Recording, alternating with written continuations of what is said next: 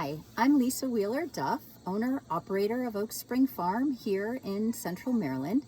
I'm also a Future Harvest CASA board member and a graduate of the 2012 Beginner Farmer Training Program.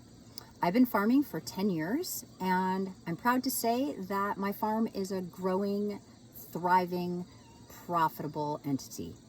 The BFTP started about 11 years ago and it's trained over 330 farmers in sustainable and regenerative agricultural practices in the Chesapeake region, and it's free. They don't charge anything to give this amazing training and to give farmers the tools they need to start their own farm. They even have thousands of dollars go out a year towards these mini grants.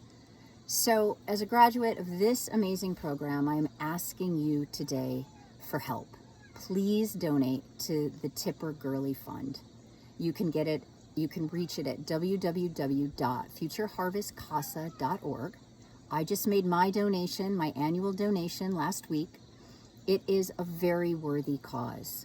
Together, we can grow a sustainable regional food system and a farmer workforce that's ready to feed our communities.